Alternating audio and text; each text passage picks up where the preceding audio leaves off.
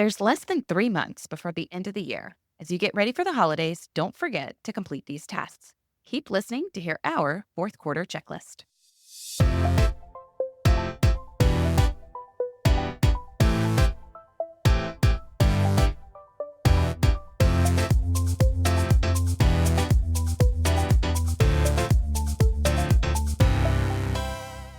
Hello, and welcome to the Wealth Minded MD podcast with your money best friends. I'm Dr. Alicia Taylor. And I'm Dr. Brittne Halford. And of course, we're here to help you build wealth and make good money decisions so you can create the life you desire with more control over your time.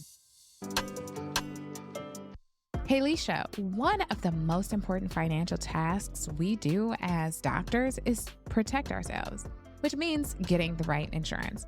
I recall purchasing my insurance policy just a few days before I graduated from residency. What was your experience? So I got my insurance when I graduated from medical school right before I started residency. I actually called a few agents, but I had the best service from Pradeep Auto at PKA Insurance Group. He was super responsive and personable. Unlike some of the other agents, Pradeep actually got me quotes from all the major companies and actually took the time to explain the nuances in each of their policies. What I loved most is that he wasn't just this way for me. Whenever I would send one of my friends to him, he would not only speak to them, but he'd also let them know where to go or who to contact if there were better options or discounts available. At PKA Insurance Group, Pradeep Auto and Matthew Peterson are independent brokers focusing on disability and life insurance. They excel in securing coverage for physicians and other medical professionals. Discounts on disability insurance can range from 10 to 40% depending on your situation. And there is now an A+ rated carrier offering up to $10 million of life insurance without lapse. If you are very healthy with limited to no medical issues, approval is likely in 5 minutes. Reach out to PKA Insurance to discuss your disability or life insurance needs at www.pkainsurance.com or call 1-800-258-1018.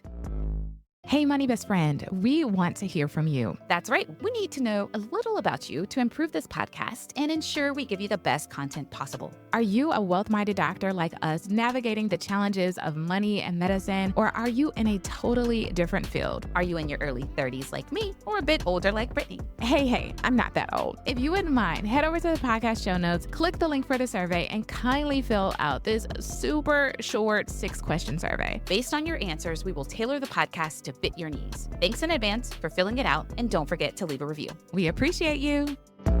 All right, Brittne, as we open up this new episode, let us know what's going on over there for you in Boston.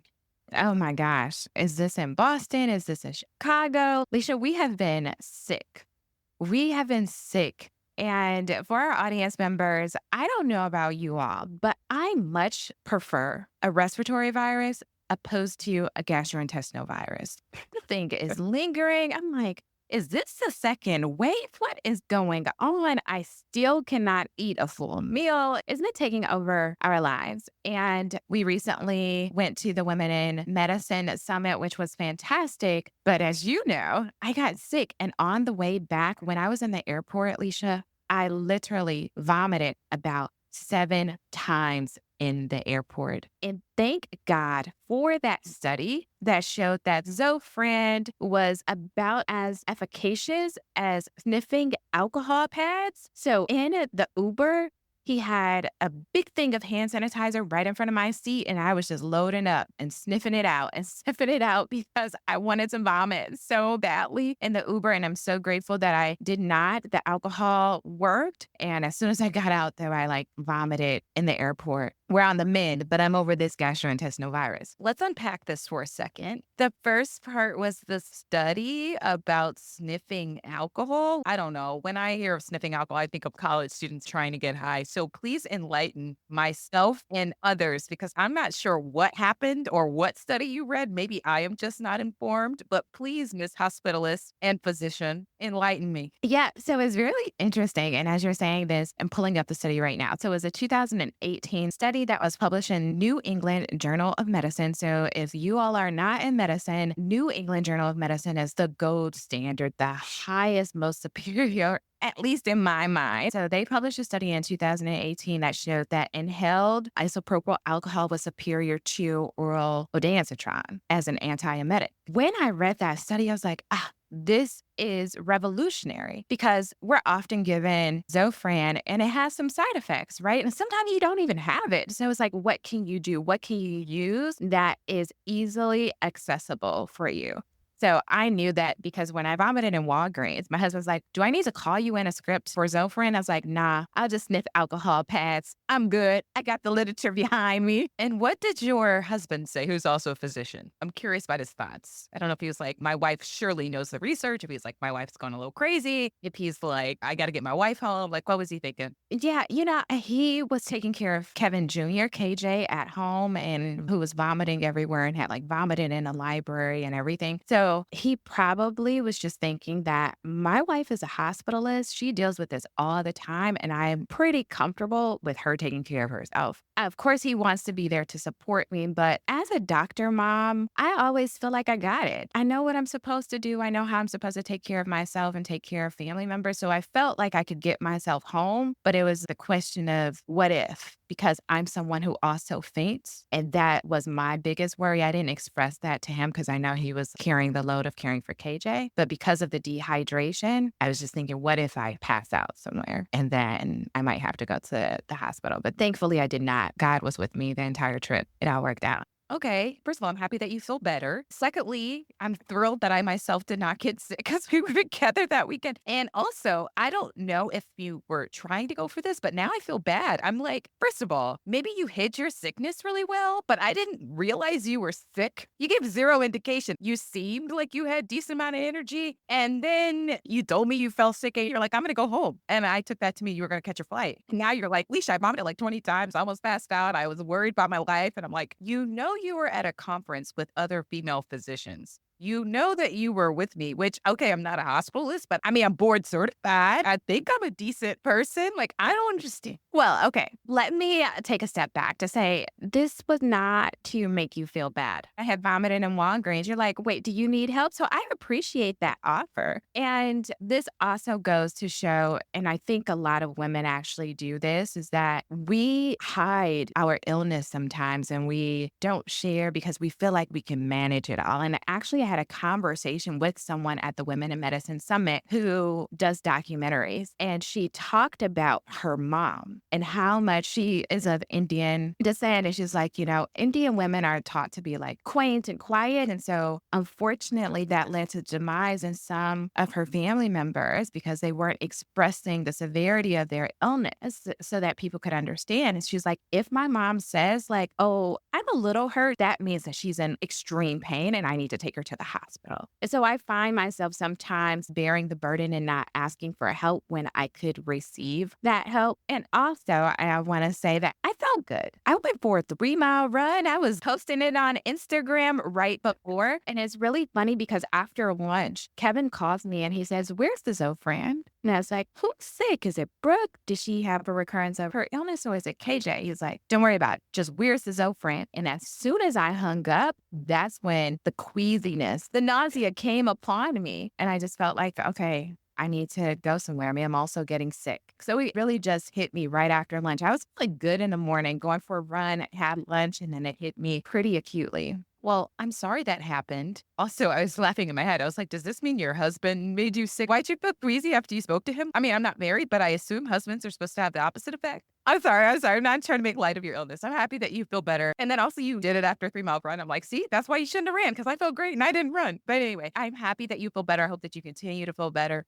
I'm sorry that your entire family, it seems like, was sick. That doesn't sound like fun. So hopefully your stomach is more settled. You can get Zofran if you want to. I want to empower you to let you know that it is okay to take medicine instead of sniffing alcohol pads, but we appreciate the added information. As physicians, one of the most important things that we can do is make sure that we secure our income, because a lot of our financial plans are contingent on our high doctor income. One of the things that you will need to do is make sure that you get long-term disability insurance. Now, Pradeep and his team at PKA Insurance Group have a reputation for putting people over profits and always doing what's best. Do not hesitate to email PKA Insurance and his team today. They will help you get the insurance you need with the service you deserve.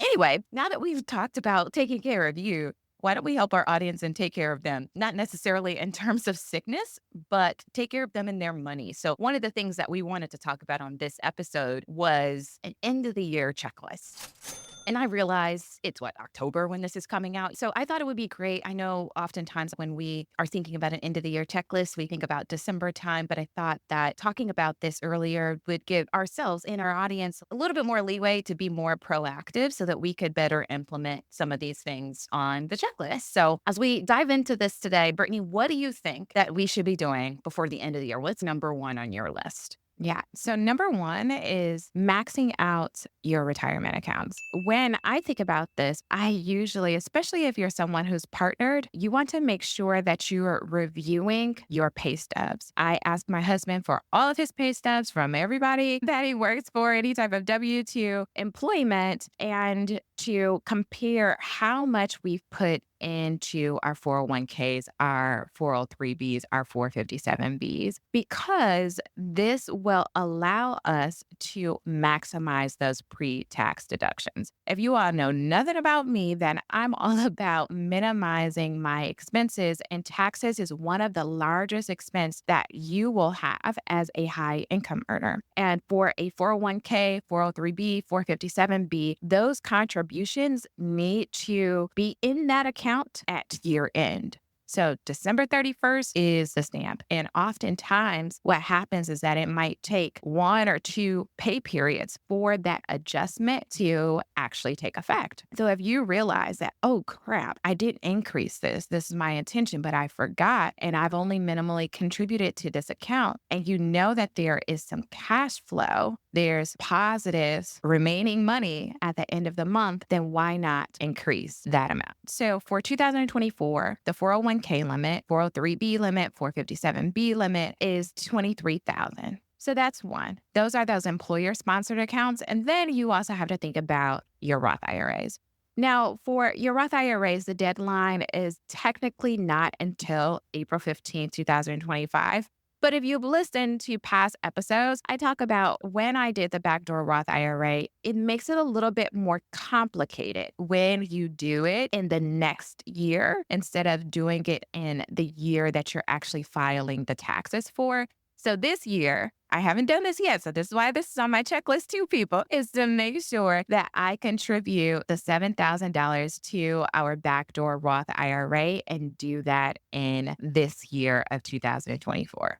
Yeah, I like that. I agree with you. For some of us, myself included, I remember last year when I started my new job, I hadn't maxed out my 401k just because I couldn't get enough in there before the year's end because I had started the job later. And I also had to think about, okay, well, how much had I already contributed to work retirement accounts at another job? Because remember, you only get one employee contribution. And so if you contributed $10,000 to job A and then you left job A and went to job B, then you have to subtract that $10,000 from the total limit of $23,000. So that means you can only contribute an additional $13,000 at your new job. And so sort of figuring out, okay, how much can I contribute? Yeah, the yearly max for those of us under the age of 50 is $23,000 that we can contribute. But did you already contribute part of that money at a different job's retirement account or whatever? And so figuring that out and making sure that you contribute a little extra if you need to. This, as you mentioned, Brittne, can also help to lower your tax burden. It can also help to lower and reduce some of your monthly student loan payments if you're on a federal income-driven repayment plan. So I think this is really important. One of the things that I also wanted to give a plug for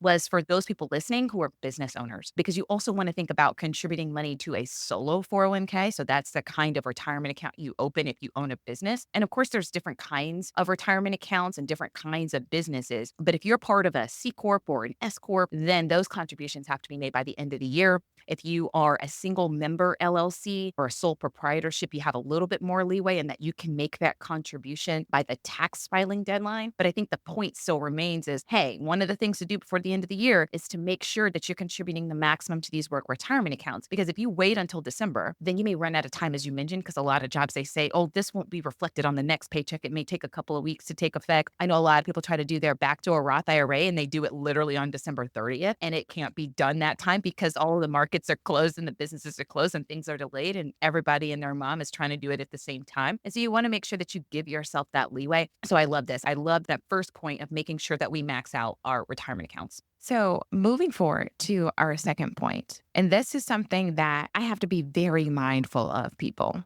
because this is not technically a deadline of December 31st, but it is utilizing some of those pre-tax benefits. So with your employer, you might have access to a healthcare savings account. You might have access to a limited flexible spending account or a flexible spending account or a dependent flexible spending account. So many different accounts, and we can talk about those in our upcoming episodes about how to actually enroll for the proper benefits so that it actually benefits you. But when you're thinking about this, one of the reasons why I like to put this on a Q4 checklist is because this is money that you've been putting away, pre-tax dollars that you've put away in this flexible spending account or the dependent care flexible spending account that you can pay for some of your expenses, that offset some of your expenses. And when you submit your receipts to get your reimbursement, that is money in the bank that you could use for something else. So I always forget that, oh, I put $5,000 in this account and I can actually use that for Christmas. I can use that for funding my backdoor Roth IRA. And it's almost like this chunk of money that we forget about. And the real reason why I like to do it before the end of the year is because sometimes that next year creeps up on you and the deadline is so much closer that we forget about it. When you think about your flexible spending accounts, it's a use it or lose it type of thing. So I want to encourage you to actually use it. I agree with that. Usually, I remember when I was in high school, my dad had access to an FSA, flexible spending account. So like you mentioned, Brittne, that's that account that you put pre-tax dollars in, but you got to spend the money before the end of the year. And I remember him saying, oh, we got money to spend. And I'll be like, great, I want new glasses. For me, it was like a free for all. And it was the one time, my dad's a very frugal man, where he would be like, okay, that sounds okay, we'll go get you some glasses. We'll go do this. And so I remember loving this time of the year as a kid because it was when I could get like extra free stuff that I wanted from my dad. And now that I'm an adult and have my own accounts, I'm like, oh crap, this is money that I've already put away. And so me not using it is me losing it. I remember when I was getting ready to freeze my eggs, or I knew that I was thinking about freezing my eggs the following year, when I signed up for my employee benefits, I was sure to put money in that FSA account for that. And obviously at the end of that process, I didn't have any money left over in the FSA to spend. So sometimes a part of it is like checking your balance, which we talked about on prior episodes. Sometimes I've had issues with, but just checking your balance. How much money do you actually have left in the account to spend? I remember, I think it was last year, I had some extra money left over and I used it for therapy appointments. I'm a big proponent of therapy. I view therapy as exercise for the mind. So I exercise my body, keep my body healthy, exercise my mind by going to therapy, keep my mind healthy. And I would use some of the money in my FSA to pay for some of those therapy appointments. And so there's different kind of creative things that you can do. Some people buy stethoscopes and other sorts of things, but it's definitely something to keep in mind. I know at my job, I think we can roll over like $500 a year. At many other jobs, you may not be able to roll over any. And so I think to prevent you from losing access to money that is yours, be sure to spend that before the end of the year. Definitely, definitely. And I was reading a Forbes article from 2023, but it just highlighted how many people and how much we actually lose. So we lose billions of dollars collectively as Americans who have access to an FSA and actually contribute to an FSA because we actually don't use the money that we put in the account. So if you all take nothing else from this episode, is go and check the balance of your flexible spending accounts and actually use the money. Even if it's that you're buying supplies, maybe you don't need anything, but you're buying supplies and you're donating them to a homeless shelter or a women's shelter or someone else. Use the money for good, because otherwise it is money that is being wasted. Yeah. Another thing to keep in mind, from retirement accounts to using money in FSA or HSA accounts, is also to review our tax withholding. And Brittne, this is something that I have to do every year. Because what happens is if I just had money from one source, which was my main job, my salary, my employed gig, I wouldn't really worry about this. I would say, you know what? I trust that they're taking out the correct amount. But for a lot of us physicians, that's not exactly true because maybe we're partnered. And so we have to keep in mind our partner's income, which sometimes increases our tax bracket, which means our jobs may not actually be withholding enough. Sometimes we make money from other sources that, of course, we have to pay taxes on. And so you need to factor that in. And so I know for me, around this fourth quarter is when I start looking at, okay, so far this year, how much money in added income have I made? All right, let me estimate how much money in taxes I probably am going to have to pay. All right, let me try to increase my tax withholding to account for that so that I'm not charged any penalties and so that my tax bill come April is not very high. And I know for some people, myself included, one of the hesitancies for increasing your tax withholding is, of course, there's less money that you're getting in your paycheck. But I don't know about you, Brittany. I love this time of the year because usually around this time of the year, I've already hit my Social Security max. You're nodding your head. Some people may not understand what I'm talking about here, but you knew exactly where I was going with this. And so my paycheck tends to increase anyway. So now I'm like, okay, I can increase my tax withholding and I won't lose money. So for those of you who are a little lost there's different kinds of taxes that we pay. Right? You have federal income taxes, which a lot of us look at our federal income tax bracket. You may have state taxes depending on where you live. You may have local taxes depending on where you live. And you have these things called payroll taxes or FICA taxes. And the two components of the FICA taxes are the Medicare taxes and the Social Security tax. And regardless of how much money you make, you always got to pay your Medicare taxes. I think it's like 2.9% or 3.7% depending on how much money you make. But you always got to pay that amount for Medicare. But Social Security, a different story. You only have to pay Social Security taxes on a certain amount of income. And then after that, they stop taking out the Social Security tax out of your paycheck. And so for a lot of high income earners, towards the end of the year, you may notice your paycheck increases a little bit. And that's because they stop taking out that chunk for Social Security. And so for me, when my paycheck starts to increase and I see that they stop taking out Social Security, then I know, okay, it's safe for me to increase my tax withholding because then it sort of evens out. So you're laughing. I don't know if you do it differently, but that sort of gives me a little bit more leeway. So I know I can increase my tax withholding. That's so funny. I don't often increase the tax withholding and think about that. And maybe I should. Maybe I should adjust our W-4s. I always look at it with my husband because I'm partner, how he adjusts his and if he's adopting a new role, then what has he selected for that so that they can take out the maximum amount. But perhaps I should adjust it a bit more because we often have to make quarterly pay-ins for our taxes. A lot of that is because we have side gig income through private practice and other things that I'm doing. And so we always have to pay in a little bit. And so I just feel like Alexis and her team will let us know what we need to pay in additionally. But maybe it would feel like less of a blow to us every time if I actually increase the amount that they take out and then we budget it on a lower amount. I'm still trying to reconcile the difference because when we have more money and more cash flow, at some point I can do things with that. I can invest it or we can use it for other ways to earn interest in this period of time before we have to make a payment. So I'm trying to reconcile that. That's something that I need to actually reflect on in this quarter of how we want to adjust for future years.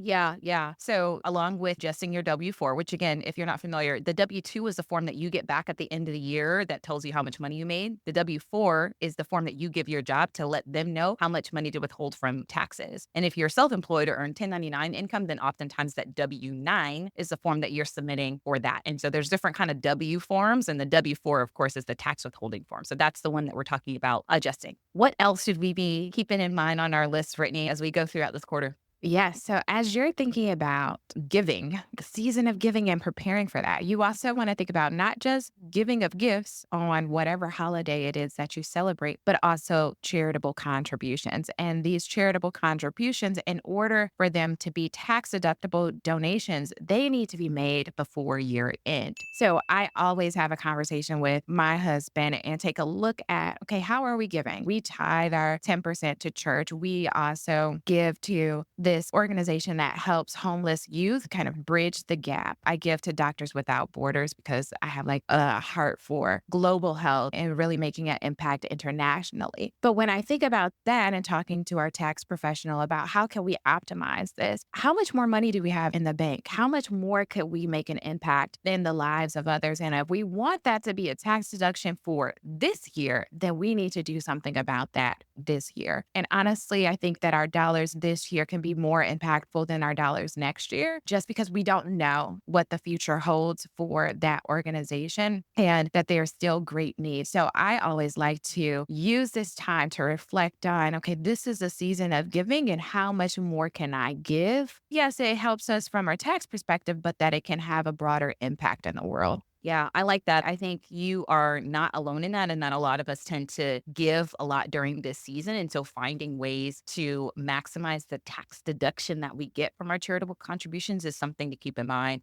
I know sometimes people feel a little ethically torn about this, but I don't think there's anything wrong with letting the government know that you're utilizing an incentive that they put in place, right? The government incentivizes people, wants people to give, and they reward you for that behavior. And so it is incumbent upon you to take advantage of that reward. Another thing to keep in mind is if you've got money that you know you want to give, but you haven't identified the charity in which you want to give it to consider utilizing a donor advised fund. Of course, that kind of fund will allow you to get the tax deduction for the gift before you actually give the money. I know some people who have grand plans of starting a private foundation or starting their own charity one day. And so what they will do is put the money in a donor advised fund and have that money grow and be invested over time. And then years later, when they are ready to start that private foundation or start that charity, they can utilize the money in the donor advised fund to do so. But opening up that donor advised fund allows them to get the tax deduction that current year instead of waiting to get a tax deduction years later. And so that's also something to consider if you are somebody who gives a lot to charity. Awesome. And I just want to move to another to-do item that resonates very much with me is rebalancing your investment portfolio and taking a look at where things are. This is really important because as you review and adjust your investments, you want to make sure that they're working for you today and also working for you in the future. And one of the ways that you can do that is by considering tax loss harvesting. The reason why I bring this up and I kind of laughed is because at some point, my husband, he was on Robinhood and investing in crypto and like all of these other types of cryptocurrencies. He was doing it mostly as a hobby. But at some point when he showed me that he had lost most of his money, I'm like, oh, let's sell what is remaining this year because we can leverage that to offset some of the other capital gains tax that we will have to pay on our investments. So taking a really good look at your investment portfolio. Are there opportunities for you to sell investments that have decreased in value so that you can use that as tax loss harvesting? And this is not going to work for everyone at all points, but this is a really great time for you to just really get acquainted with the performance of your investment portfolio, understanding how it benefits you, what are the tax implications, and if there are any other opportunities for you to sell or maybe even buy when you're doing this, but using that tax loss harvesting before the end of this year so that it can help you to offset other tax gains this year. Yep. And sort of along those lines is also making sure that you maximize business expenses. I know this is really relevant for me as somebody who earns some side income. I know that I'm going to have to pay taxes on that side income. But one of the perks of having a business and having side income is I can deduct business expenses. So one of the things that I try to do is not only review my business expenses and make sure that I've accounted for things, but also try to think about additional business expenses that I can go ahead and pay for before the end of the year instead of waiting until the first of the year. So for example, if I know I have a subscription for a website or something like that, and that's taken out monthly, one of the things I might consider doing is go ahead and front loading and paying for the full year in advance so that I can take advantage of that expense on next year's taxes instead of waiting for the following year. I will think about, okay, are there items that I need to purchase? Okay, maybe it makes more sense for me to purchase them now in December instead of waiting until January. Because if I purchase them in December, then I can utilize that expense when I'm filing my taxes. If I wait until January, I've got to wait the whole next year. And so I start thinking about business expenses. I start thinking about, are there things I want to purchase? Are there things I've already purchased that I've forgotten about? And sort of thinking strategically about things that way so that I can hopefully lower my tax liability. It's also the time where I start thinking about, did I put enough money in my solo 401k? I'm looking at my business revenue and saying, can I put more money in retirement accounts to lower my tax liability even more? Love that. Love that. And as we're thinking about the year end, I don't want to be remiss to say that there's going to be some holidays. There are going to be holidays that we got to pay for. We got to purchase gifts. We're traveling and things of that nature. And when I am coaching clients, I always hear, oh, Christmas got me. Christmas got me. I overspent on Christmas. My solution for that is to start to think about Christmas today. start to think about Christmas and putting money away. And so if you're leveraging some of what we're discussing here as far as reviewing, optimizing your expenses, making sure you get those reimbursements, then that account that you put for Christmas spending and set a budget, then you can start to save it. You can start to save for the holidays so that the holidays don't get you, so that you don't overspend and have to utilize money that was intended for investments or savings or debt to purchase gifts. Yeah, I like that. And I think along those lines, also keeping in mind any bonuses you may get before the end of the year, whether it's a retention bonus, any sign on bonus, any holiday bonus, any productivity bonus, keeping in mind, okay, when is that supposed to be paid out? Is there something different that I can do with that money that I can utilize it even better? Maybe I'm putting that towards debt. Maybe I'm saving it. Maybe I am investing even more in retirement accounts. Just thinking about what extra monies are you due by the end of the year and what you can do to sort of maximize that. Love that. Love that. Yeah, I'm expecting a bonus this year, hopefully. We will see, people. We will see. And lastly, the end of the year brings a new beginning. 2024 will be ending soon, and it always triggers a moment of reflection for me. How did this year go?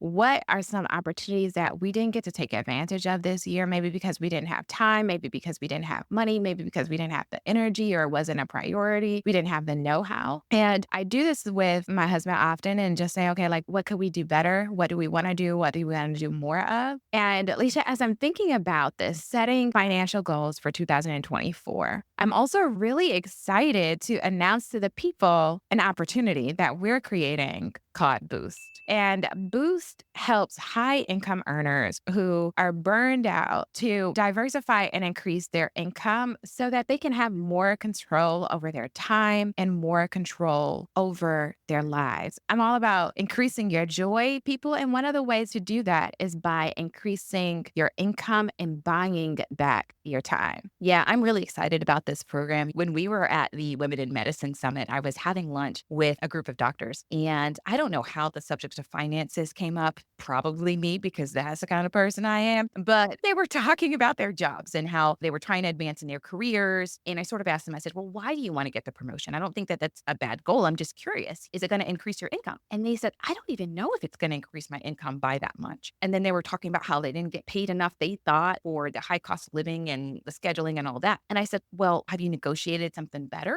He said, well, we tried, but they told us there's no room in the budget. And I said, well, have you thought about a retention bonus? Have you thought about phrasing it this way? What about this way? What about that way? And they looked at me and they went, well, what do you do? I said, I'm a doctor, like you all. The difference is that I worked in finance before I went to medical school. And one of the things that I feel like I'm pretty good at is negotiation. And they said, tell us your secrets, tell us your strategies. And I remember talking to them for 15 minutes or so about different negotiation strategies. And we went through some role play and they absolutely loved it. And it really got me thinking about, wow, this Boost program could be great for a lot of doctors. Wouldn't you love to learn some negotiation strategies? Wouldn't you love to think about different ways to increase your income or strategies to sort of mitigate that pushback you might get of, oh, the contracts are standard, or, oh, we don't have room in the budget. I've sort of been really good at navigating around these things. I talked to them about the contract that I myself have been able to negotiate, and I am happy to share some of those secrets with other physicians. So really excited about Boost. And I think along with helping people make more money at their current job, one of the things I'm also super passionate about, and I know you are too, Brittne, is to help physicians learn how to make more money outside of their jobs. Because I have a sneaky suspicion that a lot of physicians really want to cut back in medicine, but they're afraid to do so because they don't think they can afford to do so. They're thinking,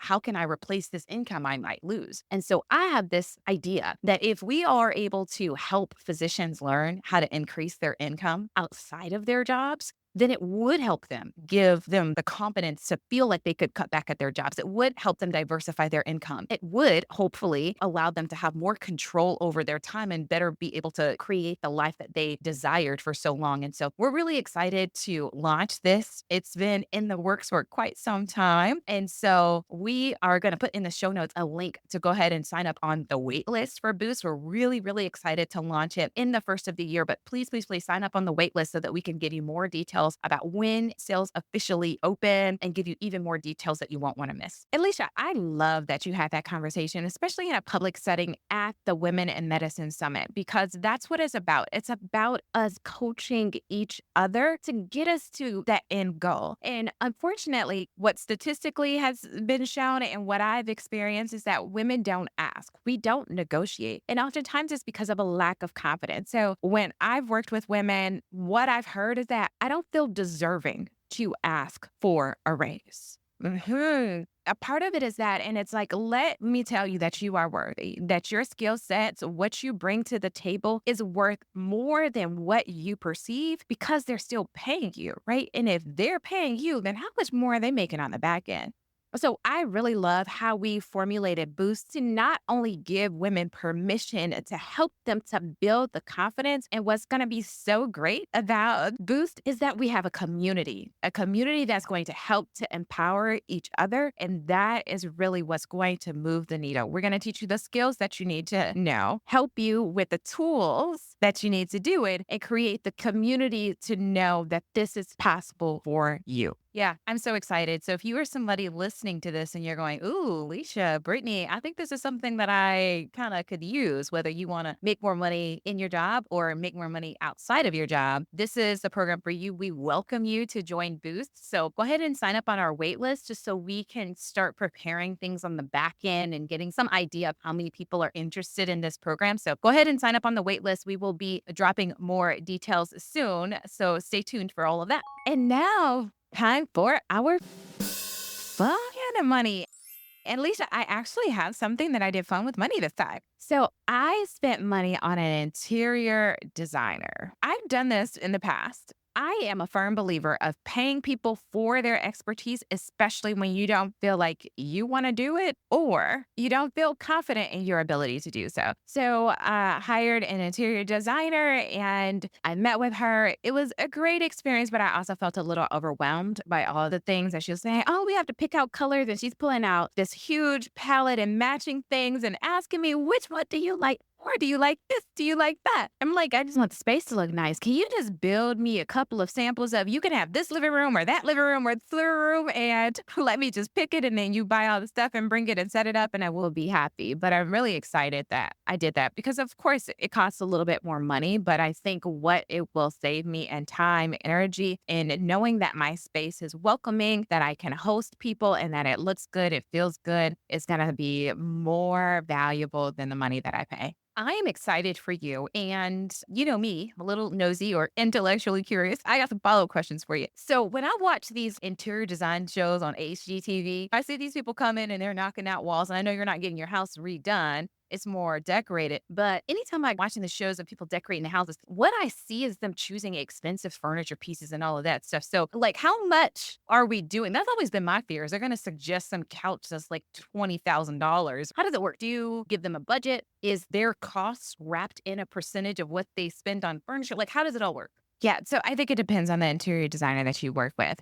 When I've worked with an interior decorator in Atlanta, essentially we created a budget. Right. And so I have this amount of money to give you, and I want you to build out this space. When we went out, we basically went fake shopping where he took me to different showrooms and things. And I said, oh, I like this. I don't like this. So that way he got an idea of what I did and did not like. He went and purchased it all. He sent it to my house. He unpacked it, put it up, and took the trash out. Now, that was an all-inclusive. Got to get that trash out. Anyway, I'm sorry. The trash is a huge nuisance, right? It takes time to break down those boxes and all that. But that was all-inclusive. When I'm working with this designer, basically what I told her is I don't want to do it all at the same time because we just purchased this home. I have some other priorities, but I also don't feel confident in making the purchases. Like she told me, oh, you should get a 7x7 rug or a 10x8 rug. You should position the furniture this way. You know, you can buy a big mirror here, a different design. I can give you some suggestions, things of that nature. But honestly, it would still take me a lot of time in order to source the pieces. And I've already purchased some things that I have to take back. So that takes time, energy, money, and things of that nature. So for her, what she's going to do is create the design and then she's going to source the pieces. So tell me that this couch, the dimensions and everything from Pottery Barn, for example. And I don't know if I'm going to get it for Pottery Barn. And that way I can purchase them when I choose to. So what I'm going to do is put the living room together, but she still has a design for the dining room that I can purchase after we save up. And I can also purchase them when there's a discount. So I'm waiting for Black Friday and I'll be looking out for the discounts. But the fact that I don't have to look for the stores or look for the furniture is going to be time savings, and that I can save the cost on the back end. Now, I also want to say that because interior designers are interior designers, they have partnerships with various stores that can offer you a greater discount. So that's one of the things that you might want to ask. Oh, could you purchase this for me? And what would be the discount if you did it versus me doing it myself?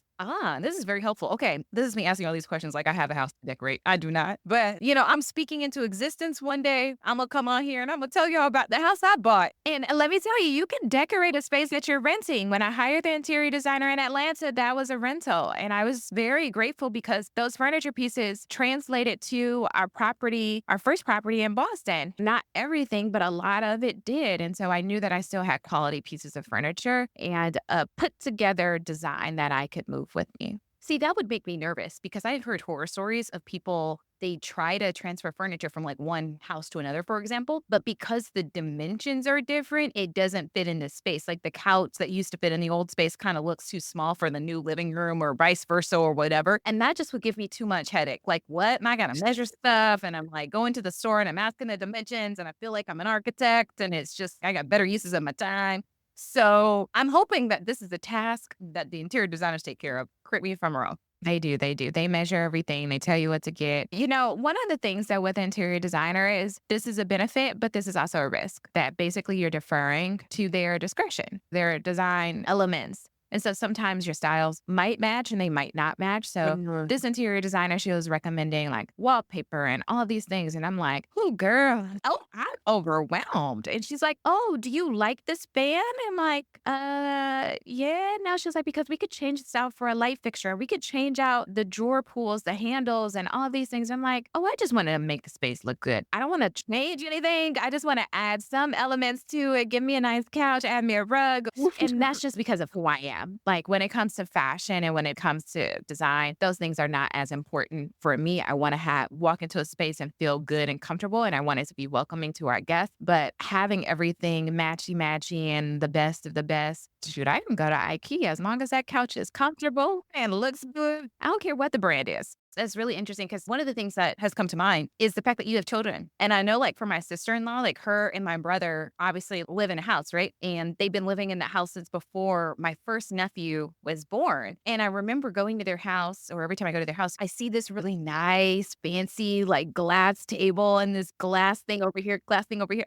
Even my other friends, I would go to their nice mansions or whatever, and they'd have all this nice stuff. And I'm thinking to myself, that's so nice. And it's interesting because when each of them were pregnant, I remember somebody at the baby shower saying, oh, this going to change when you have kids. You think it's clean now? You're never going to keep the house cleaner.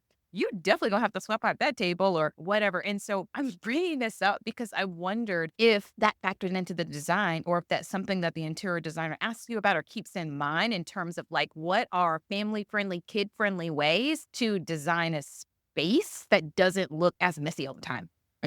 Yeah, it definitely factored into the design. And actually, that was one of the hesitancies for me hiring an interior designer because I didn't want to spend a lot of money on new furniture that KJ would destroy. Like, I just don't even understand it. So that was a conversation that I had with her. She's like, oh, how old is this couch? And Leisha, I shared this with my husband today. He was cracking up, like laugh out loud. The couch that we have in our living room is from the community. We got it for free. I literally just picked up a U-Haul and put it in there with my nephew. It's a free couch. So I didn't want to tell the designer like, oh yeah, we make this much money and we're out here getting free couch from community members. So when she asked me, how old is the couch? I said, I think it's about 5 years. Instead of, oh, this is a free couch. Girl, I don't know. Oh my gosh. It's so interesting to me, the different things that you and Kevin decide to splurge on, right? He's got this car, you're driving like this old beater, and I'm sure all of your colleagues at the hospital are just like, what happened to her money? You are hiring an interior designer, right? And people are like, oh, that's fancy. but then you're like laying down on a hand-me-down couch that you got off the street. The different layers to you, Brittne, are just very fascinating for me. I'm all about function and I want to make sure that it's something that I prioritize. And I just spend my money on things I prioritize.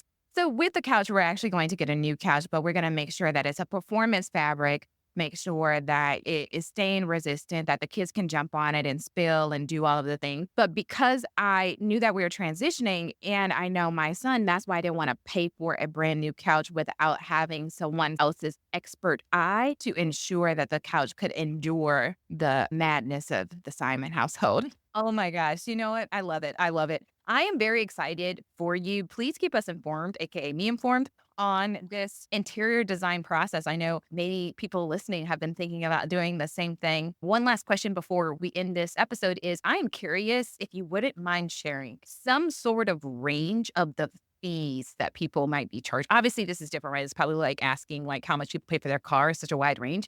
But I'm just curious, maybe you could give me some sort of estimation of, Alicia, you could probably get a designer for under $5,000. This is like a $5,000 to $10,000 expense, like just for me, because I'm trying to figure out if this is feasible for me. So again, there is a scale to this of what exactly you want. When I did this in Atlanta and it was like all inclusive. Now, this was also back in 2016. So things have increased significantly. But I think we spent about $5,000, and that's furniture included, install included. Not bad at all. $5,000? It's not bad at all. And actually, I have a guide in Atlanta if you're interested. Yeah. Oh, well, I got to work a few more urgent care shifts, girl, but He was fantastic. He was lovely. And he even helped me with some of our recommendations here. And here, I initially just paid for a consultation. So the consultation fee for this interior designer was about $600. And we spent 2 hours together. She came in, she did some measurements. She asked me what I liked, didn't like, moved furniture around, things of that nature. For some, that may be enough just to have somebody to tell you where to put stuff and give you an idea. But one of the things that is just a failure of my brain is that I can't visualize it. So I actually need that person to purchase the things and tell me where to put them so that it's a put together space because my brain just doesn't work with the visualization. I would say that it could be anywhere from like $600 or $500 for like a consultation to, depending on how expensive you want to get with the furniture, it could be upwards of 10 plus grand. And also the size of the project. We're just working on our first level, but if I had her doing the entire house, then that would cost more money. This is very helpful. I thought it was substantially more expensive than that. And so I don't know if your frugal nature, just your friend put you in contact with somebody who just charged reasonable fees or if this is the normal price, but I'm actually very encouraged. Thank you for sharing this with me and our podcast listeners. This is very helpful. Yay. So if you're listening to this and you also found this helpful, shoot us an email. We're happy to hear from you, obviously. And if you have any tips for us or for me on how I can potentially maybe decorate my space, let me know. Anyway, thank you for listening to our episode this week. We cannot wait to come back to you again next week. Hello, and thank you for listening to our podcast. And because of that, we have something for you, our Wealthy Minds Blueprint. Have you ever thought to yourself, I wish I could be better with money? Do you want to start investing and saving for retirement, but keep delaying because you don't know where to start? Our Wealthy Minds Blueprint is here to help. This guide will teach you what you didn't learn in your training so you can stop being confused about money and start taking what we call wealthy-minded action. We'll help you become a master of your finances and simplify investing so you can get started today. Take control of your financial future by downloading your free copy of the Wealthy Minds Blueprint now and start building the wealth you deserve. Hello, everybody. It's me, Brooke. I'm recording a little disclaimer for my mommy, Dr. Brittne Halford, and her friend, Dr. Lisa Taylor. Just so you know, they're not financial advisors, tax professionals, lawyers, or financial planners. Everything you hear is for education and entertainment. It's not strict financial advice, So use your best judgment, chat with a tax professional, and all those other people that you need to talk to. Thanks for tuning in today. Keep cruising on your journey to wealth and wellness. Bye-bye. One of the most important things you can do is ensure you have long-term disability insurance. Long-term disability insurance secures your income if the unexpected happens and you are unable to work due to medical illness, chronic conditions, or an accident. Unfortunately, all insurance agents aren't created equal. Some of them are so focused on making a sale that they fail to reveal certain necessary information, tell you about discounts available, or clearly explain the process. Pradeep Otto and his team at PKA Insurance Group are different. They have a reputation of putting people over profits and always doing what's best. If you need life insurance or disability insurance, reach out to Pradeep and his team today. They will help you get the insurance you need with the service you deserve.